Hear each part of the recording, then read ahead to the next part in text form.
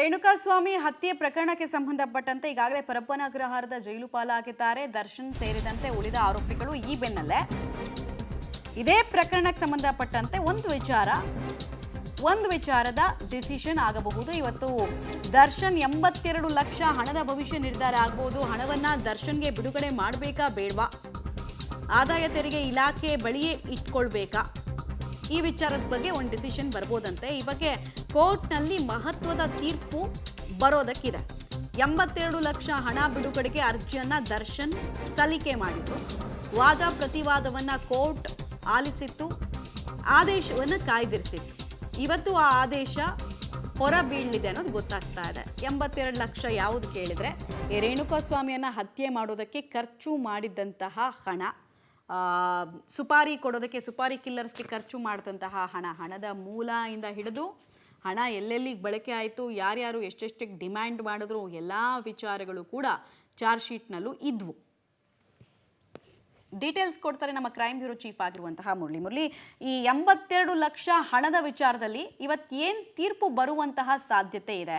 Hearing ಯಾವ ರೀತಿ ಆಗಿತ್ತು, ಎಷ್ಟೊತ್ತಿಗೆ ಬರುತ್ತೆ? ಫಸ್ಟ್ ಹಾಫಲ್ಲಿ ಬರುತ್ತಾ ತೀರ್ಪು ಅಥವಾ ಸೆಕೆಂಡ್ ಹಾಫಲ್ಲ? ಏನು ಮಾಹಿತಿ ಇದೆ ಅಂತ? ಪ್ರಮುಖವಾಗಿ ಈ ಕೊಲೆ ಪ್ರಕರಣದ ತನಿಖೆ ಮಾಡ್ತಾ ಇದ್ದಂತ ಪೊಲೀಸರು 82 ಲಕ್ಷ ಹಣವನ್ನ ತಮ್ಮ ವಶಕ್ಕೆ ಪಡ್ಕೊಂಡಿದ್ರು. ವಶಕ್ಕೆ ಪಡ್ಕೊಳ್ಳುವಂತ ಸಂದರ್ಭದಲ್ಲಿ ಪ್ರಮುಖವಾಗಿ ಇರುವಂತದ್ದು ಪ್ರದೋಷ್ನ ಬಳಿಯಲ್ಲಿ 30 ಲಕ್ಷ ಹಣ, ಜೊತೆಗೆ ಇನ್ನುಳಿದಂತೆ ಏನು ದರ್ಶನ ಮನೆಯಲ್ಲೂ ಕೂಡ 37 ಲಕ್ಷ ಹಣ ಇತ್ತು. ಜೊತೆಗೆ ಪ್ರದೋಷ್ ಇನ್ನುಳಿದಂತ ಸಹಚರರೇನಿದ್ರು, 3 ಜನ ಸಹಚರರೇನಿದ್ರು, ಅವರ ಬಳಿಯಲ್ಲಿ 5 ಲಕ್ಷ ಹಣವನ್ನ ಕೊಟ್ಟಿದ್ರು. ಟೋಟಲ್ 82 ಲಕ್ಷ ಹಣವನ್ನ ಪೊಲೀಸರು ಸೀಸನ್ನ ಮಾಡಿದ್ರು. ಸೀಸನ್ನ ಮಾಡಿದ ಬಳಿಕ ಆ ಹಣವನ್ನ ಪೊಲೀಸರು ಇಟ್ಕೊಳ್ಳಿಕ್ಕೆ ಬರೋದಿಲ್ಲ. ಯಾಕಂದ್ರೆ ಅದು ಆದಾಯ ತೆರಿಗೆ ಇಲಾಖೆಗೆ ಏನು ಕೊಡ್ಬೇಕಾಯ್ತು. ಆ ಹಿನ್ನೆಲೆಯಲ್ಲಿ ಆ ಹಣವನ್ನ ಎಲ್ಲಾನು ಕೂಡ ಆದಾಯ ತೆರಿಗೆ ಇಲಾಖೆಗೆ ಈಗಾಗಲೇ ಸಲ್ಲಿಕೆಯನ್ನ ಮಾಡಿರುವಂತದ್ದು. ಆ ಹಣ ಎಲ್ಲ ಕೂಡ ಆದಾಯ ತೆರಿಗೆ ಇಲಾಖೆ ಬಳಿಯಲ್ಲಿ ಇದೆ. ಆದ್ರೆ ದರ್ಶನ್ ಇದರ ಬೆನ್ನಲ್ಲೇ ಒಂದು ಅರ್ಜಿಯನ್ನು ಕೂಡ ಸಲ್ಲಿಕೆಯನ್ನ ಮಾಡಿದ್ರು. ಇದಕ್ಕೆ ಈಗಾಗಲೇ ತನಿಖೆ ಮುಕ್ತಾಯ ಆಗಿದೆ. ತನಿಖೆ ಮುಕ್ತಾಯವಾಗಿ ಎಲ್ಲಾ ಚಾರ್ಜ್ ಶೀಟ್ ಅನ್ನು ಕೂಡ ಸಲ್ಲಿಕೆಯನ್ನ ಮಾಡಿದರೆ ಟ್ರಯಲ್ ಪ್ರಾರಂಭ ಆಗ್ತಾ ಇದೆ. ಈ ಸಂದರ್ಭದಲ್ಲಿ ಹಣವನ್ನ ಬಿಡುಗಡೆ ಮಾಡಬೇಕು ಅಂತ ಹೇಳಿ ಕೋರ್ಟ್ಗೆ ಒಂದು ಅರ್ಜಿಯನ್ನ ಸಲ್ಲಿಕೆ ಮಾಡಿದ್ರು. ಇದಕ್ಕೆ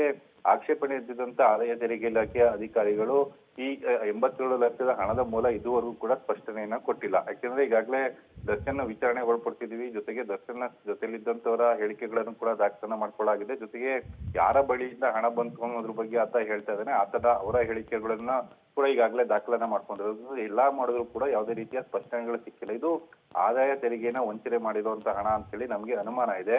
ಅದಕ್ಕೆ ಪೂರಕ ದಾಖಲೆಗಳನ್ನ ನೀಡೋ ತನಕನೂ ಕೂಡ ಆದಾಯ ತೆರಿಗೆ ಇಲಾಖೆ ಬಳಿಯಲ್ಲೇ ಈ ಹಣ ಇರ್ಲಿ ಅಂತ ಹೇಳಿ ವಾದವನ್ನ ಕೂಡ ಮಾಡಿರುವಂತದ್ದು.